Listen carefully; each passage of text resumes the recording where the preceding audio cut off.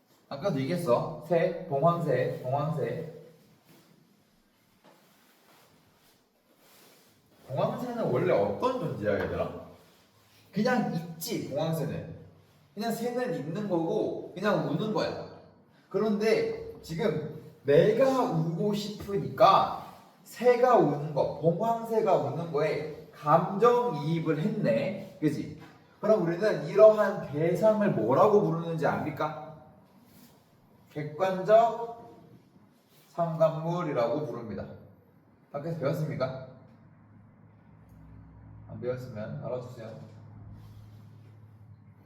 우린 이런 걸 객관적 삼각물이라고 해서 봉황새는 그냥 있고 울고 나는 건데 내가 울고 싶으니까 봉황새한테 얘기하는 겁니다. 그런데 생각해보자. 여기서부터 해석에 좀 난해함이 생깁니다. 마지막 행쯤에 보면 행여부도 없지만 눈물을 뭐라고 평가하지? 이 글의 화자는, 이 시의 화자는 얘들아 쓸데없다 생각하지? 잠깐만 빨간색 좀 갖고 올게요.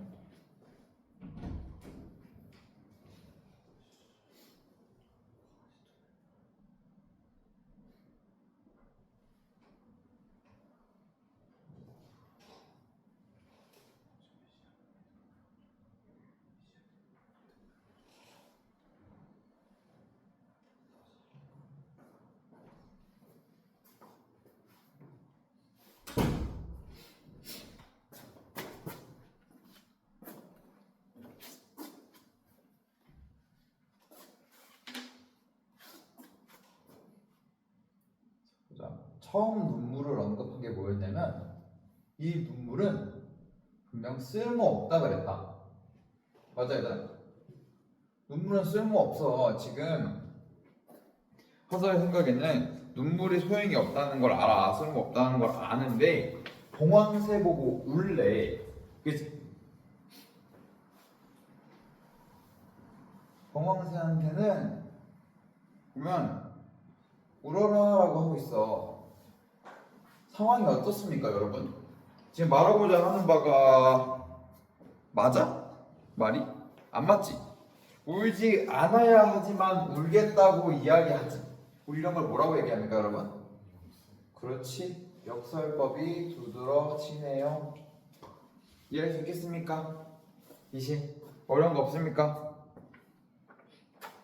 그래서 제목이었던 봉황수는 이제 우리나라에서 왕을 상징하는 동물이었고 우리 민족을 상징하는 겁니다. 이 봉황은 우리 민족을 상징한다고 볼 수도 있겠고 또 어떤 측면에서는 우리 왕실을 상징한다고도 볼 수 있겠고 어쨌든 우리나라의 전반적인 걸 이야기하고자 할 땐 봉황이라는 표현을 쓰고요. 이제 뭐 폐옥, 품석, 왕좌 이런 것들은 다 그냥 그 궁궐에 대한 이야기거든. 그러니까 궁궐이 무너진 것을 보고 국권의 상실함에 허망함을 느끼는 작품인 거야. 뭔지 알겠습니까, 여러분? 울분이 드러난다. 감정이입을 사용했다. 감정이입. 역설법. 그리고 또 뭐 씁니까? 학교에서 배웠던 것 같던데 보니까 이미지 심사항도 배우고 반복도 하죠, 여러분. 반복합니까, 안 합니까? 통사구조 반복하지. 통사구조의 반복 들어봤습니까? 왜 통사구조의 반복이야? 뭐 어떤 통사구조가 반복되지? 그치, 뭐뭐 다도 있고요. 벌레 먹은 두리기둥, 그리고 산새도, 외새도 이런 거 다 통사구조 반복인 거야. 알겠지? 열거하고 있죠. 얘들아, 대유법 배웠던데 대유법이 뭡니까? 그렇지. 넓히는 거. 그치? 그럼 이 시는 대유법이야. 대유법을 어떻게 쓰고 있는 거야? 이것만 정리하자. 이거 이제 제일 중요할 수 있는데, 자, 이 작품은 대유법을 사용합니다. 대유법 사용한다고 이야기하고 있어. 여기서 대유법은 자, 작은 범위에서 큰 범위로 넓히는 걸 대유법이라고 부른다. 굳이 나누면 환유랑 제유로 나뉘지. 환유랑 제유로 나눠서 학교에 연습했죠. 거기까지 내가 얘기하지 않을게. 대입법을 쓴 거 정도만 알아두면 됩니다. 환율과 지위의 차이점은 여러분이 학교에서 배운 게 맞아요. 그렇지? 자, 대입법은 뭐냐면 쉽게 설명해서 작은 개념에서 큰 개념으로 가는 거야. 보자. 이 작품에서 작은 개념으로 제시한 것, 그리고 지금 화자가 성경구정에서 선경 하면서 바라보고 있는 것은 뭡니까? 궁궐이지. 궁궐 중에서도 궁궐 일부에 대해서 이야기하고 있어. 근데 이 작품은 단순히 궁궐이 망가진 걸 이야기하고 싶어서 쓴 시야? 아니지. 이 궁궐이 무너졌다라는 얘기는 크게 보면은 뭐가 무너진 거야? 우리 나라가 무너짐을 이야기하고자 했다라는 거지. 이해할 수 있겠습니까? 이런 것들 특히 표현 방법 유의하세요. 이시 시험에서 나오게 된다면 이런 표현 방법들로 조금 난이도를 높일 수 있다라는 점 알아두면 좋겠습니다. 이해할 수 있겠습니까? 오케이, 좋아. 또 봉황수에 대한 질문 없습니까? 여러분 괜찮아? 좋아. 그럼 마지막으로 내용 측면에서 좀 복습 한번 하고 다음 넘어갈게. 보자. 끝나보면 선경 후점을 중심으로 내용 정리하고 끝내겠습니다. 자, 이 시는 이거 배웠을 거야. 기, 승, 전, 결의 구조다. 맞습니까? 배웠습니까 이거? 첫 번째 뭔 얘기해 얘들아?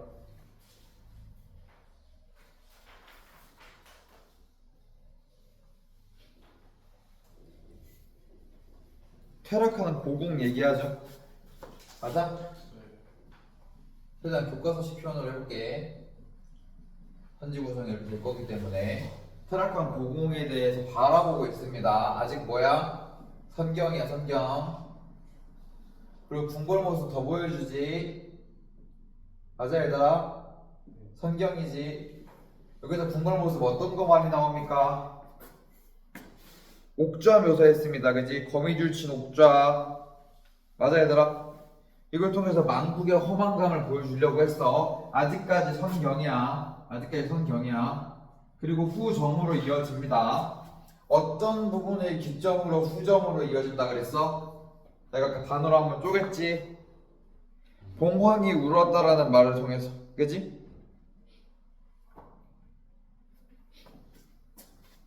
그래서 봉황 그리고 울고 싶은 나에 대한 얘기했었지. 맞습니까?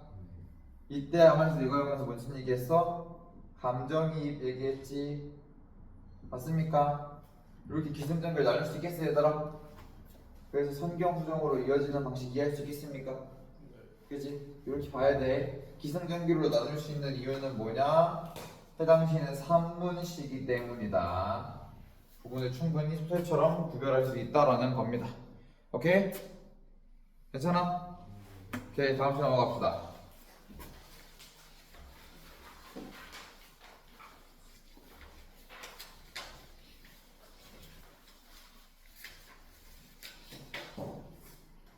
다음은 얘기하세요. 어느 날 고궁을 나오면서 라는 작품입니다. 자, 김수영 시인의 시고요. 역시 시인에 대해서 먼저 조금 이야기를 하자면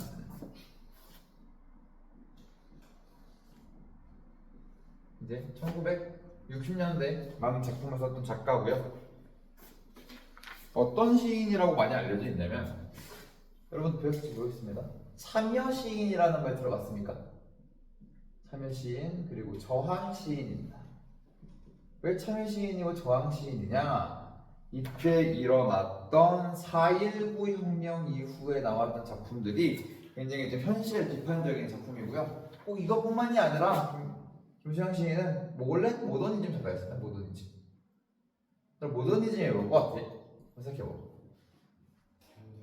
그치 맞아. 현대적인 거. 그러니까 뭔가 문명, 도시생활 이런 것들을 비판하는 시를 쓰다가 이제 4.19 혁명 이후에 뭔가 정치적 참여시, 저항시를 많이 썼던 작가입니다. 자, 근데 여기도 저항의 대상이 누구가 있어? 그럼 얘들아 독재이지 독재? 독재에 저항한 시인입니다. 독재 정권을 굉장히 잘 비판했던 시인이에요. 그런 것들을 이제 우리가 알아두면은 시를 더 이해하는데 쉬울 수도 있겠지. 한번 봄을 보겠습니다.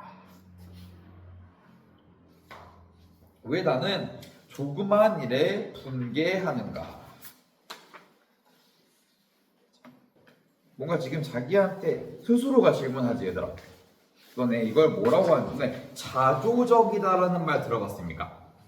그지? 자조적인 질문을 지금 던지고 있어.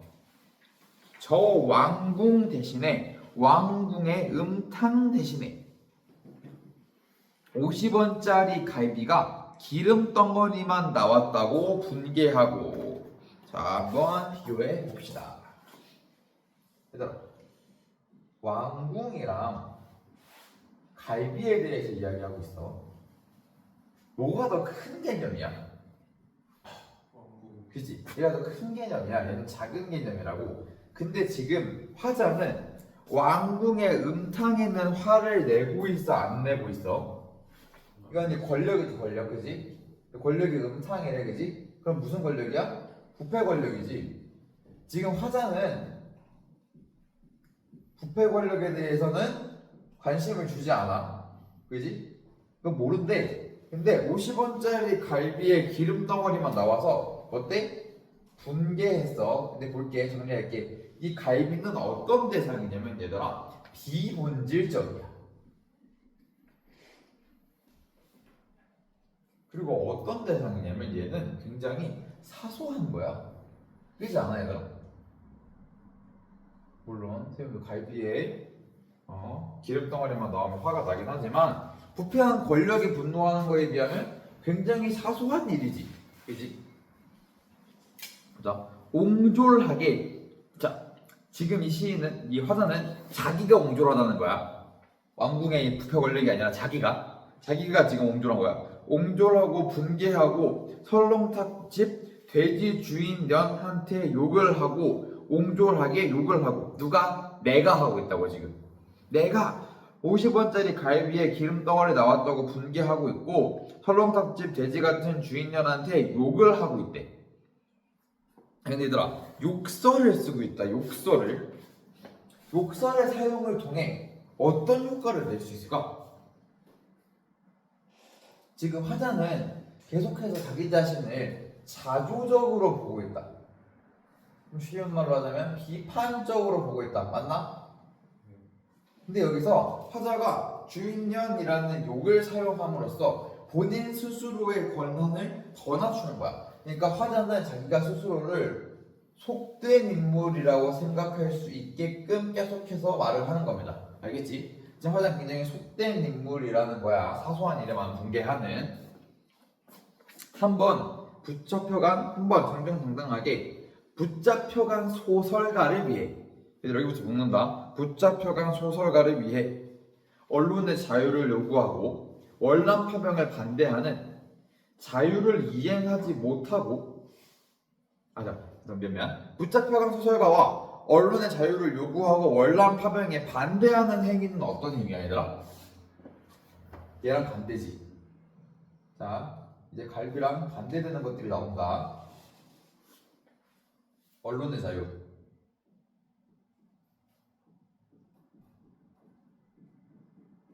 월남 파병 반대. 이런 대상은 이 갈비와는 대조적으로 굉장히 본질적이고 중요한 문제야. 그러면 화자의 생각에서 좋은 사람들은 어디에 분개하는 사람이야? 이 부분에 분개하겠지.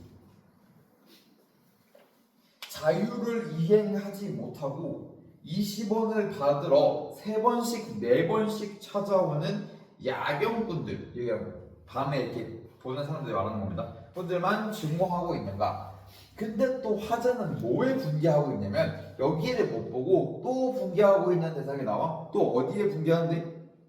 야경꾼들에게 분개하는데.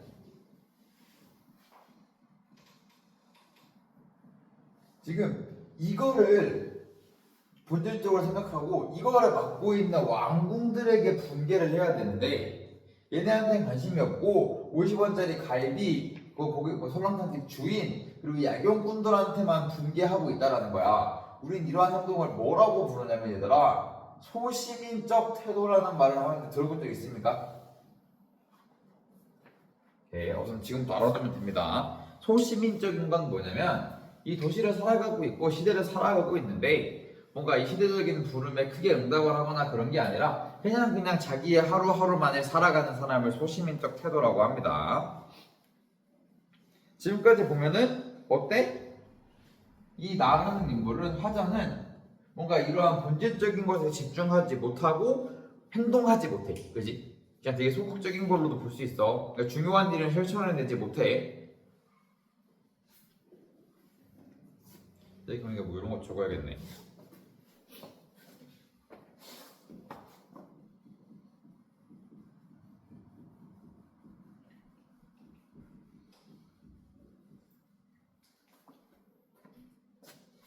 옹졸한 나의 전통은 유구하고 본인 스스로 옹졸하다고 얘기하고 있다. 유구하고 이제 내 앞에 정서로 가로막혀 있다. 가로놓여 있겠죠. 가로놓여 있다. 이를테면 이런 일이 있었대. 또 어떤 일이 있었는지 한번 봅시다. 부산의 포로 수용소에 제14 야전병원에 있을 때 얘들아 이거 뭐 밑줄 짓고 일화라는 거 적어둘까? 자, 생각해 볼게. 시에서 일화를 사용하면 효과가 어떨 것 같아, 얘들아? 시에서 일화를 사용하면 효과가 어떨까? 조금 객관성이 올라가겠지. 뭐 실제로 있었던 일 같겠죠. 정보원이 너스들과 스펀지를 만들고 간호사 얘기하는 겁니다. 너스는 간호사 거즈를 만들고 개키고 있는 나를 보고 포로 경찰이 되지 않는다고 남자가 뭐 이런 일을 하냐고 놀린 일이 있었다.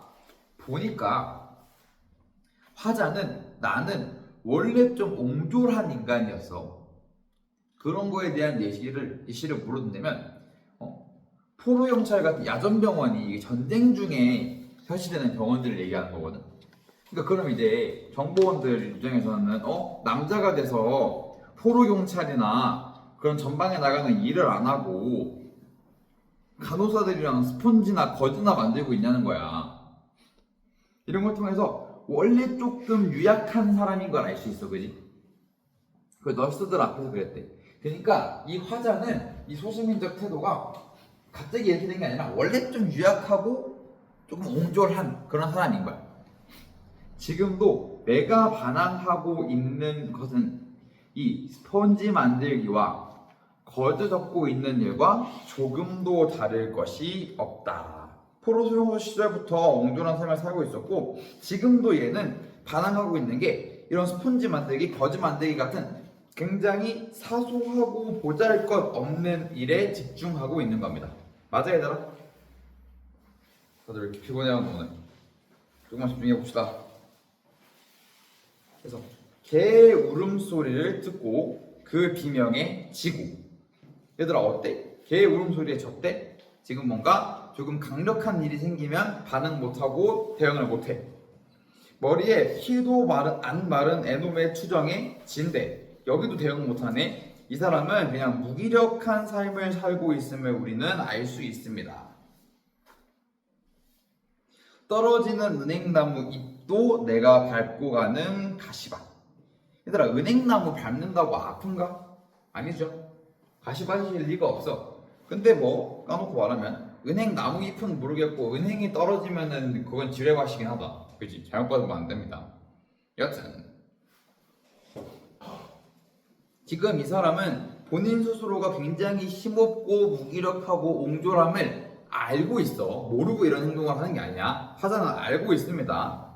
아무래도 나는 비켜 서 있다가 절정 위에는 서 있지 않고.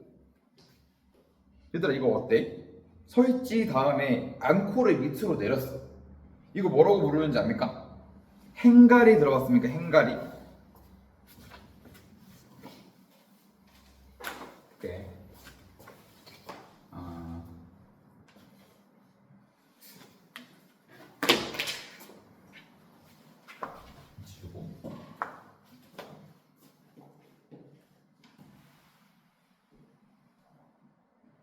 정확히 말하면 행간 걸침이라는 표현이 있고요. 행갈이라고도 부르는데. 근데 여기서 않고라고 떨궈서 말하면 효과가 어때? 너네가 읽히기에 어떻게 읽혀? 서있지 않고가 템포가 좀 길어지지. 만약 너네가 낭송을 한다고 생각했을 때. 근데 이거를 의도하고 한 거야. 의도하고 어휘를 내리는 행가리를 실천함으로써 얻는 효과는 이 독자들에게, 글을 읽는 사람들에게 긴장감을 주는 거지. 그래서 이걸 통해서 여운을 남기게 하려는 겁니다. 그래서 보통 마지막 연에 이런 얘기를 많이 하기도 하는데 여기서 의도적으로 서있지 않고라는 부연적인 부분을 떨굽니다. 그래서 진짜 긴장감을 유발해서 독자들이 여운을 느낄 수 있겠죠. 시를 읽는 사람들이. 앞만 해도 조금쯤 옆으로 비켜 서 있다. 지금 화자 반복하고 있네. 화자는 지금 계속 어떻게 서 있대? 비켜 서 있대. 그러니까 중요한 일에 딱 부딪히는 사람이 아니라서 이 사람은 지금 계속해서 이 불의에 맞서지 않고 방관자적 자세를 유지한다. 즉 계속해서 소시민적 태도를 유지하고 있다는 걸 말하는 겁니다. 그래서 봐봐. 그리고 조금쯤 옆에 서 있는 것은 조금쯤 비겁한 것인 것을 알고 있대. 그러니까 뭐냐면 지금 화자는 본인이 불의에 맞서지 않고 사는 게 문제라는 걸 알아 몰라 얘들아? 알지?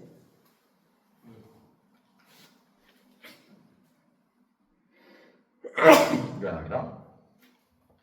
화자는 지금 본인의 행동이 조금 잘못된 행동이라는 걸 알고 있어.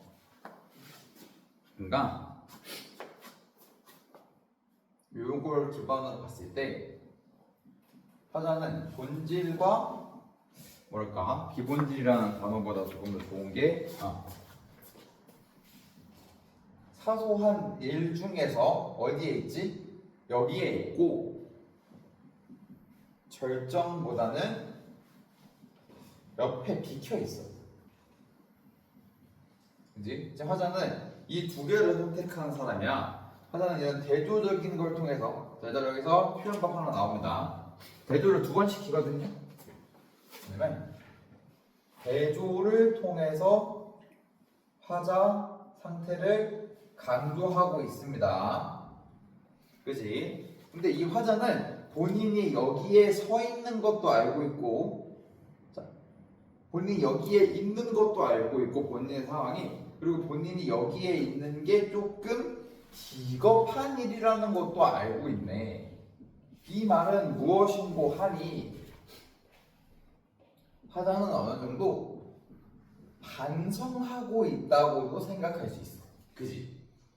그런데 화자에게 지금 의지를 찾아볼 수 있어?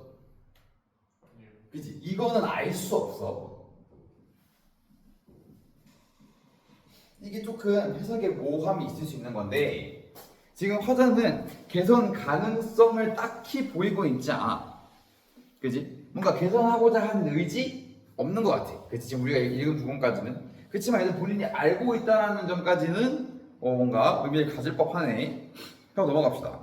그러니까 이렇게 옹졸하게 반항한다. 옹졸하게 반항하는 거는 역시 본인의 옹졸함을 드러내는 거야. 지금 이렇게 시대에 제대로 올바르게 반항을 못하고 있어요.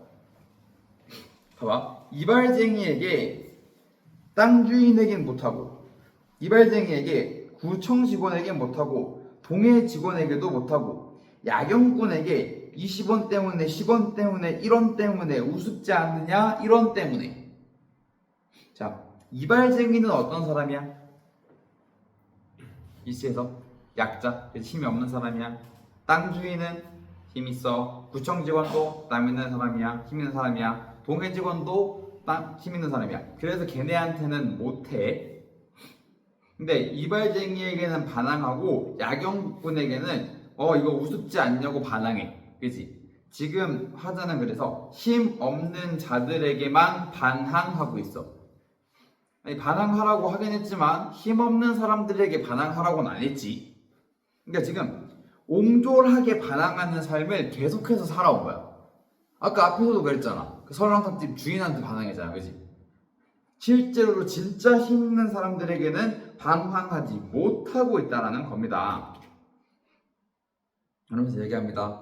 모래야, 나는 얼만큼 작으냐. 자, 모래에게 묻습니다. 모래야, 나는 얼만큼 작으냐. 바람아, 먼지야, 풀아, 나는 얼만큼 작으냐. 정말 얼만큼 작으냐. 얘들아, 반복이죠. 그리고 말줄임표 쓴다. 말줄임표의 효과가 뭔지 압니까? 이거 우리는 시에서는 독백이라는 표현 방법으로 공부할 텐데, 이 독백을 통해서 본인을 자조적으로 바라보는 것을 굉장히 강조하고요. 반성과 자조적인 생각을 본인이 계속해서 하고 있음을 암시하려고 하는 겁니다. 말줄임표를 통해서 그런 효과를 제시하는 거고, 마지막 면을 통해서 본인이 왜소하고 보잘것없는 존재라는 걸 알고 있고요. 그걸 통해서 자기 반성을 하고는 있어. 근데 이러한 자기 반성을 하고 있는 사람이 그 다음에 실천을 할지 안 할지는 우리가 이 시를 통해서는 알 수가 없습니다. 그죠? 그래서 조금 정리를 해보자면 줄게.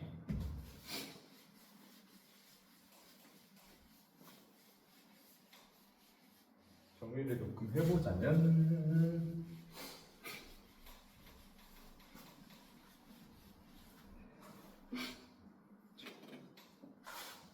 특징 보고입니다. 특징 보면은 표현법에 대한 정리입니다, 여러분. 시에서 좀 중요합니다. 자, 첫 번째, 아까도 많이 얘기했죠? 계속해서 대조적 상황을 제시합니다. 대조 데비드죠? 많이 씁니다. 그죠? 그리고 어떤 표현 많이 한다고 했어, 내가? 자조적 표현. 그렇지. 화자가 직접 스스로를 자조적으로 표현하는 경우가 많습니다. 이러한 자조적 표현이 반복되다가 끝에는 어디까지가 얘들아? 마지막 면에선 자기 반성을 향해서 가는 겁니다. 맞아? 이해할 수 있겠습니까? 그리고 또 어떤 걸 찾아볼 수 있느냐? 일화. 어떤 질문에서 어떤 문제로 나오느냐? 예시라는 표현으로 나올 수 있습니다. 그거를 제시함으로써 시상을 전개하는 경우가 많고요. 역시 쉬다 보니까 반복 많이 나옵니다. 반복을 통한 효과가 뭐였어요, 얘들아? 반복 나오죠? 이것도 반성했어요, 결국엔. 어디서? 마지막 7년에서. 맞아? 그리고 또 어떤 표현법도 썼어요, 얘들아? 마지막 면에서 독백 나오죠, 독백. 뭘 통해서 독백인 걸 알 수 있었어, 우리? 그렇지, 말줄임표. 이것도 자기 반성으로 나아가는 길이었어. 결국에 마지막 면에서 가는 겁니다. 자, 그런데 내가 얘들아, 이 시 시작하기 전에 제목을 얘기 안 했거든. 그치?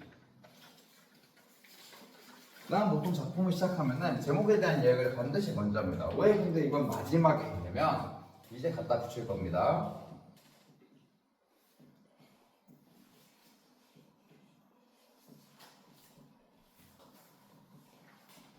지금 이 시 속 화자가 어떤 상황에서 이 시를 이야기하고 있다고 볼 수 있는 거냐면 고궁을 나오면서래. 그러면서 사실 초반 부분에 무슨 얘기가 나오냐면 왕궁의 음탕에 대한 이야기 했었지.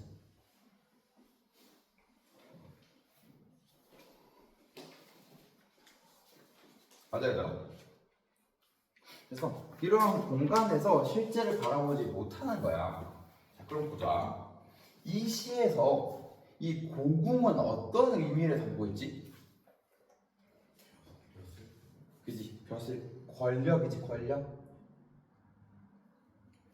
권력을 상징하는 곳이야. 권력인데 부패한 권력이지. 쭉 연결하면은 왕궁은 조금 부정적 공간이야. 맞아, 얘들아? 부정적 공간에서 지금 자기 반성하고 있는 거야. 자, 근데 볼게. 우리 아까 전에 봤던 작품은 뭡니까? 제목이 얘들아? 봉황수지. 봉황수에도 뭐가 나옵니까? 조선 궁궐이 나오지. 얘도 어때? 긍정이야, 부정이야? 부정적 공간이지. 여기서 슬픔을 느끼잖아. 그러면 이 두 시가 왜 같이 엮여서 나왔다는 뜻이겠습니까? 궁궐이라는 같은 제재를 쓰고 있는데 어때? 공통점 튀어나왔지? 둘 다 부정입니다. 맞아? 이해할 수 있겠어? 이거 잡아야 되는 거야.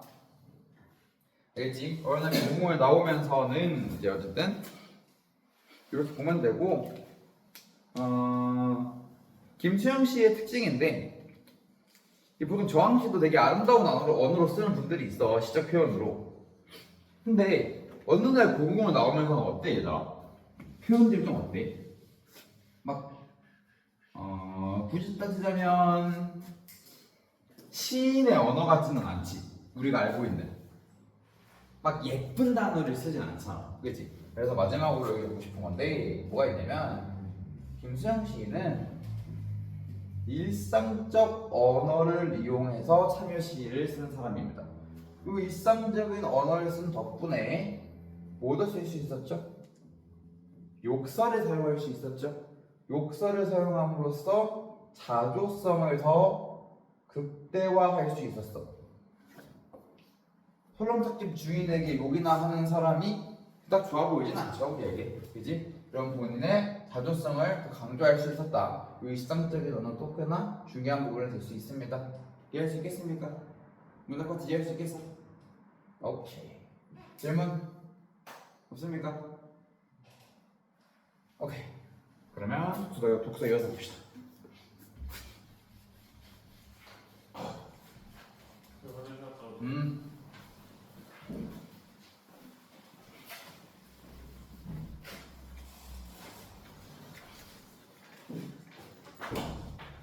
우리 청소년 도박 중독은 봤었고, 그지?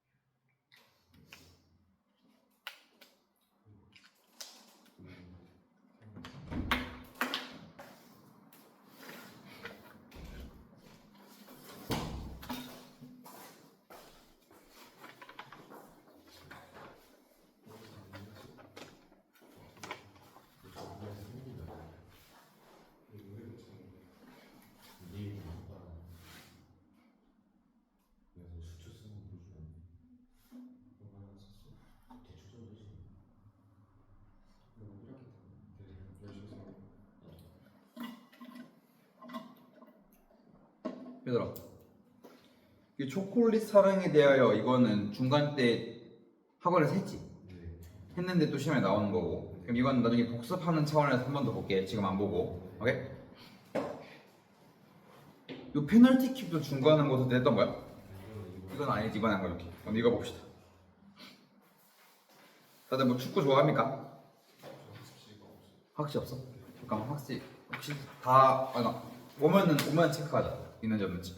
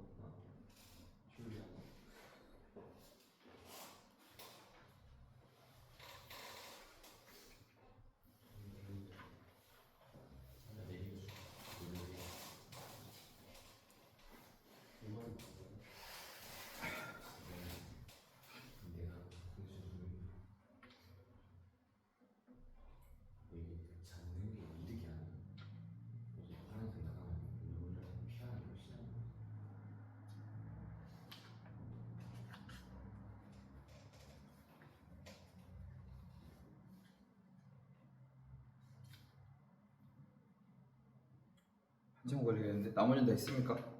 프린트.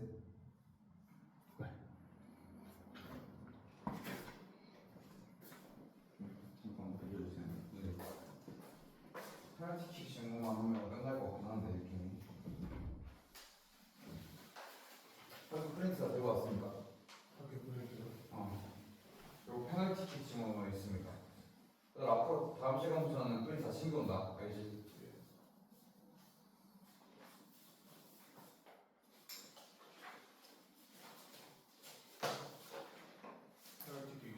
오케이. 그중에 더 겁니다. 응?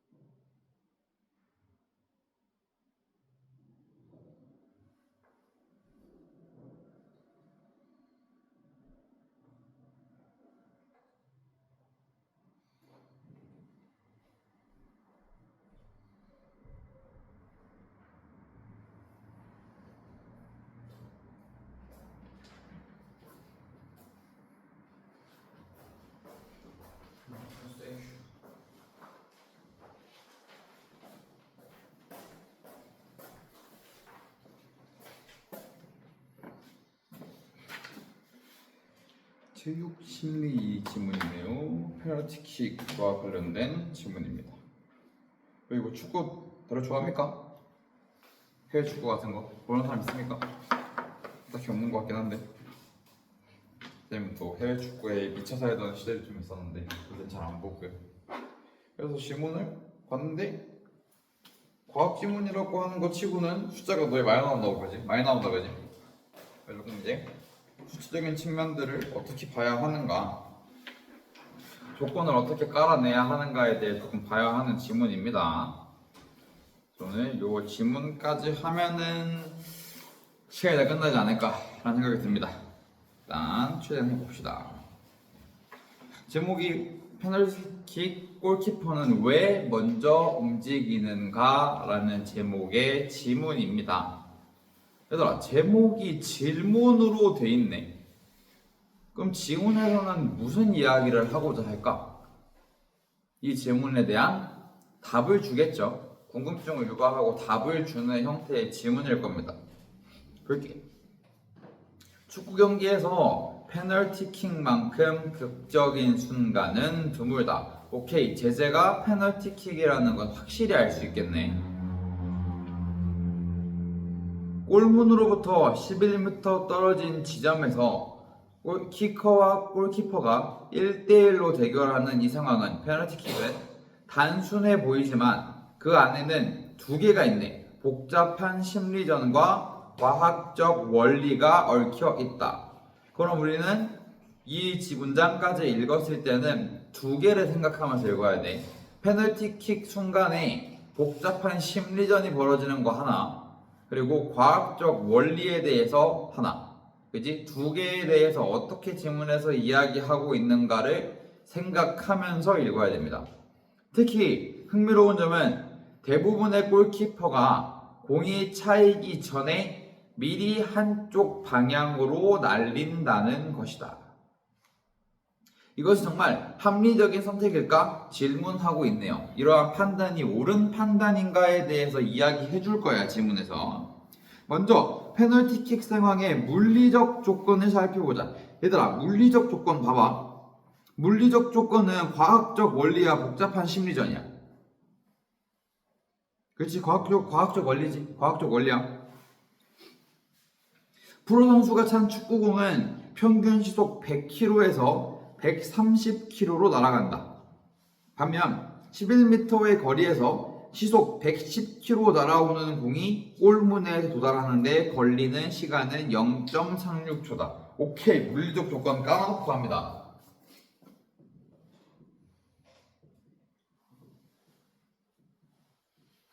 골키퍼한테 주어진 판단 시간을 몇 초라는 거야? 0.36초 안에 반응해서 막아야 한다는 거야.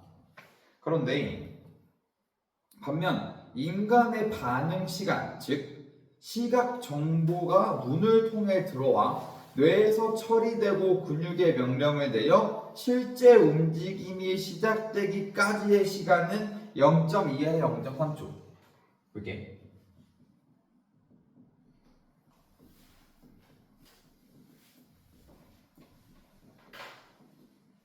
인간의 반응은 그렇대. 여기에 추가적으로 인간에겐 조건이 더 걸린다. 물리적 이 반응 시간보다. 여기에 골키퍼가 몸을 날려 한쪽 구성으로 이동하는데 하는 시간.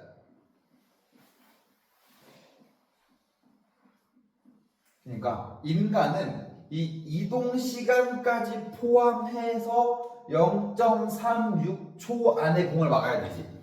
근데 이동 시간 빼고도 몇 초 걸린대? 0.2에서 0.3초가 걸린대. 오케이. 그러면 더하면 공이 차인 후의 반응에서는 도저히 막을 수 없다. 즉 이 물리적 조건과 인간이 반응하는 건, 이 물리적 조건에 반응하는 건 불가능하다는 겁니다. 인간에게는. 결국 골키퍼는 키커가 공을 차기 전에 이미 방향을 예측하고 움직여야 한다 라고 이야기하고 있습니다. F는 좋습니까? 안 좋지? 미안하다. 내가 보고 있었는데 그래.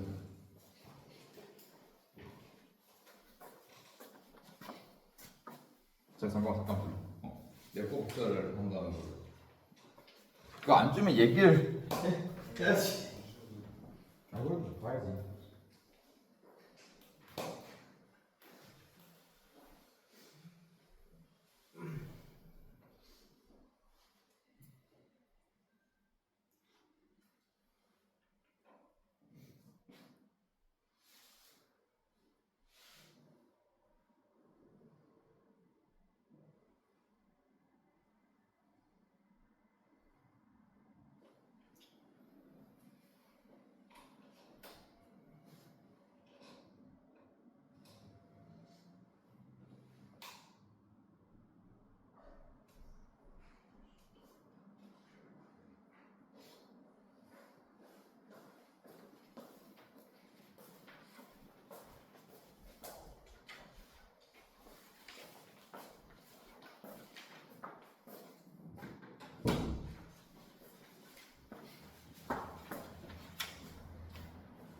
자, 그래서 두 번째 문단까지 본 내용이 뭡니까? 골키퍼는 물리적 조건, 즉 과학적 원리에 의하면 반응하는 게 불가능하다라는 얘기를 했어. 그래서 이미 방향을 예측해야 한대. 뭐 어떻게 예측할지 우리는 궁금해야 하는 게 맞아. 우리의 궁금증에 달릴 거를 지문이 이야기해 주네요. 그렇다면 골키퍼는 어떻게 공이 날아갈 방향을 예측할까? 2007년 네덜란드의 스포츠 심리학자들이 수행한 연구에 따르면, 오케이, 객관적인 결과가 나오네. 숙련된 골키퍼들은, 조건이 걸린 거야 얘들아, 숙련된 골키퍼야. 그냥 일반적인 골키퍼가 아니라 숙련된 골키퍼들은 키커의 신체 움직임에서 미세한 단서를 포착한다. 특히 키커가 공을 차기 직전 디딤발의 위치, 상체의 기울기, 골반의 방향, 그리고 차는 발의 각도 등, 이게 단서지. 신체 움직임의 미세한 단서들을 통해서 종합적으로 이걸 관찰한대. 연구진은 실험 참가자들에게 페널티킥 장면을 보여주되 공이 발을 떠나는 순간의 영상을 멈추고 공의 방향을 예측하게 했다. 얘들아 생각해봅시다. 공의 방향은 어느 쪽만 있죠? 굳이 따지면 좌우를 물어봤을 거야. 근데 뭐 물론 정면도 있긴 하지. 여기서 뭐 어떤 방향을 얘기하는지 모르지만 공의 방향을 예측하게 했대. 그 결과 일반인의 예측 정확도는 50%. 얘들아 여기서 느껴야 되는 게 있어. 왜 일반인을 얘기했을까? 위에서 걸렸던 조건이 뭐야? 미세한 걸 관찰할 수 있는 사람들은 숙련된 골키퍼. 그렇지. 일반인들은 예측 정확도는 50% 수준. 즉 동전 던지기와 비슷했지만 프로 골키퍼들의 동그라미 숙련된 골키퍼와 같게 붙일 자신이 있습니까? 질문 읽을 때. 그지? 프로잖아. 숙련된 사람들이겠죠. 그렇게 붙여보는 거예요. 70%에 가까운 정확도를 보였다. 이는 골키퍼들이 수많은 경험을 통해 키커의 움직임 패턴을 무의식적으로 학습했다.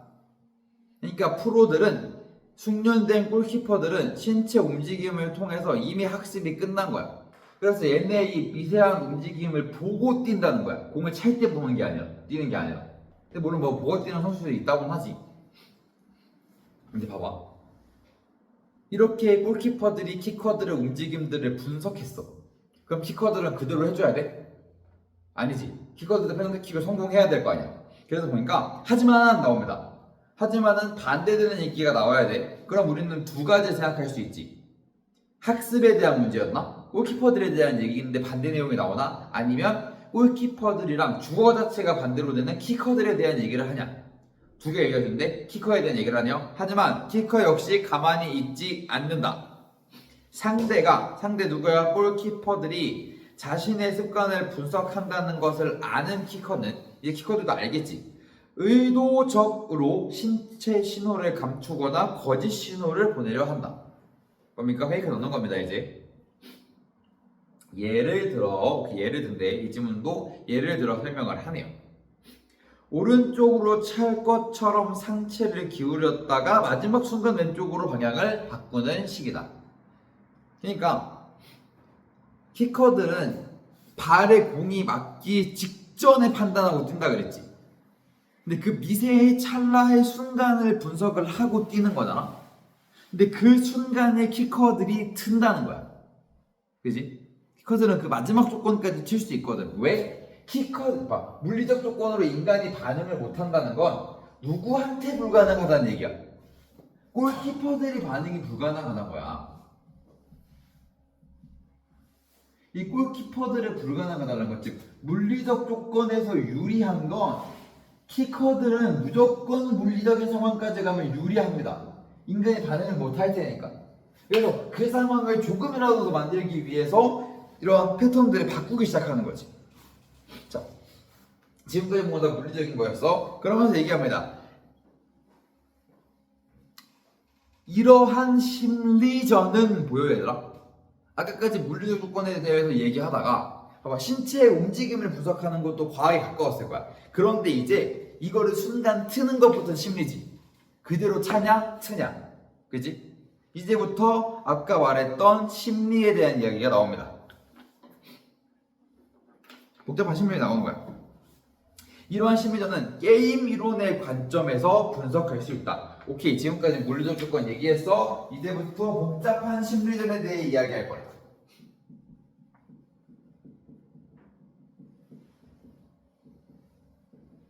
복잡한 심리전 뭐? 게임 이론.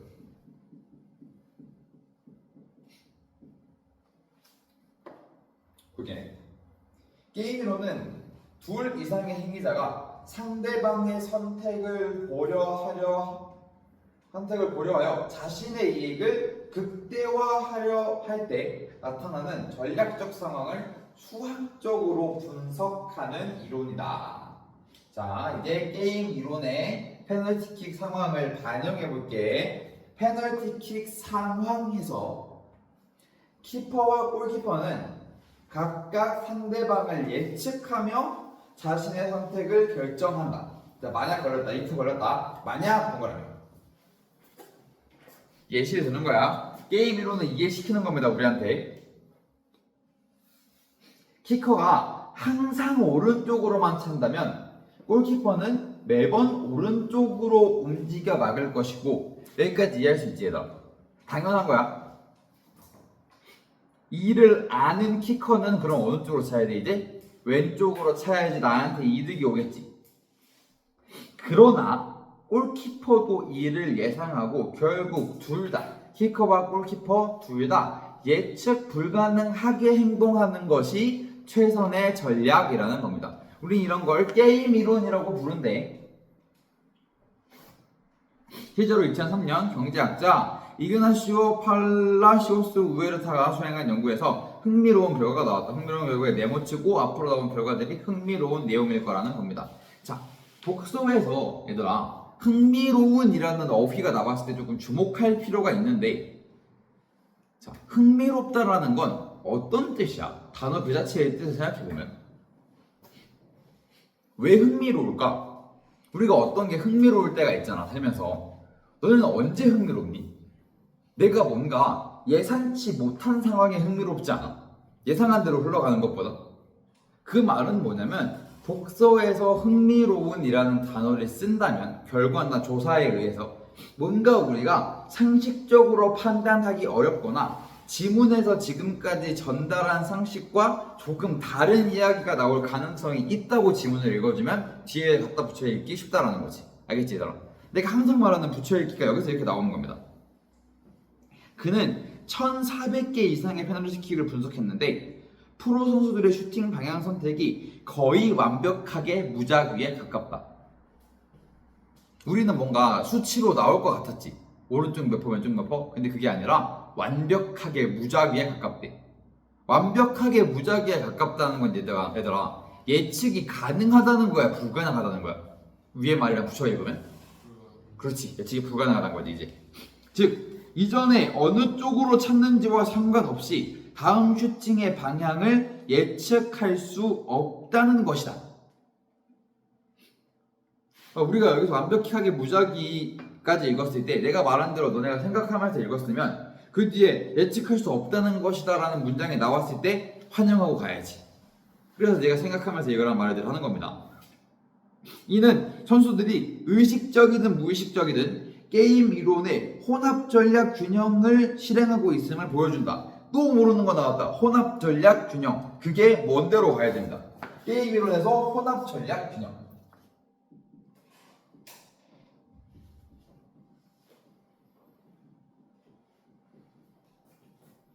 이게 뭔지는 모르겠으나 선수들이 이걸 하고 있다네.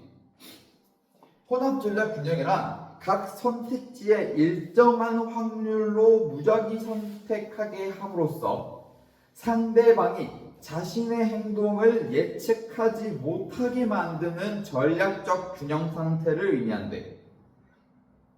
이 문장 이해됩니까? 봐봐, 뭔 얘기냐면 오른쪽으로 찰지 왼쪽으로 찰지 일정한 확률이 완전히 무작위가 되게 만든다는 거야. 이해할 수 있겠어? 그러니까 상대가 사실 완전 무작위 상태에선 예상할 수 없지. 맞지 얘들아? 오른쪽으로 뜨지 왼쪽으로 뜨지 말 그대로 50%라고 쳐봐. 그럼 이게 예측의 의미가 있어? 그냥 반반이잖아. 얘도 반반 나도 반반. 서로 이게 효율이라는 거야. 알겠지? 둘 다 그거 하고 있다는 얘기입니다. 그렇다면 자, 혼합 전략 균형에 대해서 이야기하고 그렇다면 나왔어. 이거에 대한 얘기인 거야.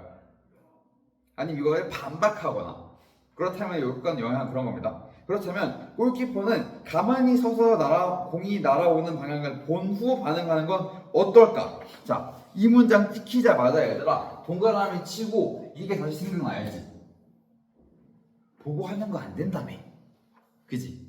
지문에서 얘기했다.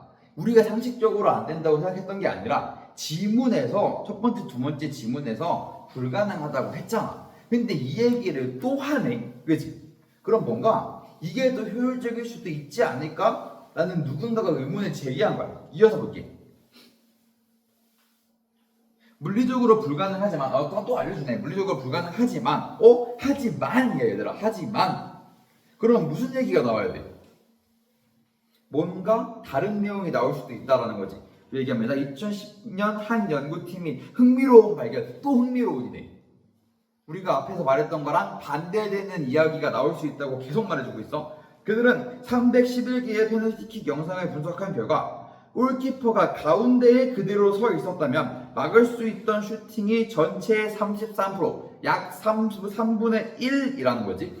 3분의 1의 확률로 가만히 있으면 막는데 좌우로 움직이는 게 아니라. 그러면 상식적으로 우리는 그냥 가만히 있는 걸 선택하는 게 맞을 수도 있지. 그러니까 보고 반응해도 괜찮다는 건가? 이 말은 뭐냐면 보고 반응을 못해도 가만히 있었을 때 막힐 확률이 33%라는 거야. 그럼 사실상 물리적으로 반응하는 건 불가능하지만 가만히 있다가 보이는 대로 가거나 가만히 있어도 골키퍼들은 문제가 없다는 얘기지. 굳이 분석하자면, 그지? 그런데 실제로 골키퍼가 가운데 서 있던 경우는 전체의 6%래. 그러니까 가만히 서 있지 않고 좌든 우든 선택해서 뛴다라는 거야. 물어봅니다. 그래서 질문에서 왜 골키퍼들은 더 효율적일 수 있는 이 선택을 하지 않는 걸까? 내가 말한 거 그대로야. 자, 가만히 서 있었으면 33% 확률로 막아.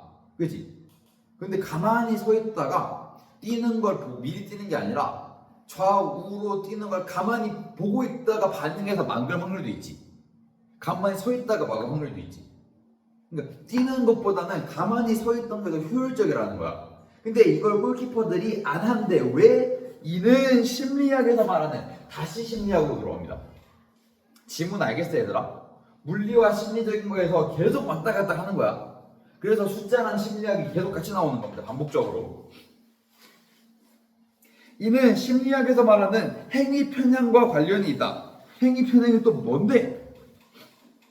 행위 편향이란 어떤 상황에서 아무것도 하지 않은 것보다 무언가 행동하는 것을 선호하는 경향을 말한다. 그러니까 아까 골키퍼 애들 얘기에 갖다 붙여보면 가만히 서 있는 것보다 어느 쪽으로든 미리 뛰려는 심리라고. 왠지 더 붙여보자. 골키퍼 입장에서는 가만히 서 있다가 골을 허용하면 노력하지 않았다, 포기했다라는 비난을 받을 수 있다. 멍하니 서 있으면, 그지? 반면 잘못된 방향으로 뛰었더라도 골에 먹혔더라도 최선을 다했다라는 평가를 받는다. 자, 방금 내가 읽은 조건에 그래서 문장에서 대전제가 뭐야? 골이 들어갔다라는 하에, 그지? 가만히 있다가 골에 먹힌 거랑 움직였다가 골에 먹힌 거를 비교하는 거야. 그러면 사람은 뭐라도 하려고 한다고. 그게 욕을 덜 먹는다는 판단을 심리적으로 한다라는 겁니다. 이러한 사회적 압력과 심리적 부담이 골키퍼로 하여금 통계적으로는 비합리적인 선택을 하게 만드는 것이다. 비합리적인 선택이 뭐야? 가만히 기다렸다 막지 않고 어디로든 미리 뛰는 게 비합리적 선택이지 우리는 그것을 행위 편향이라고 부른다. 까지 붙여 읽어야 돼. 이게 완벽하게 읽는 거야. 알겠지? 하게 만드는 것이다. 페널티킥이라는 그 짧은 순간에도 겉으로 물리학의 법칙 조건 3초, 생리적인 한계, 인간의 반응, 게임 이루는 전략, 그지? 심리전, 그리고 인간의 심리, 혼합점적 균형과 마지막으로 행위 편향까지.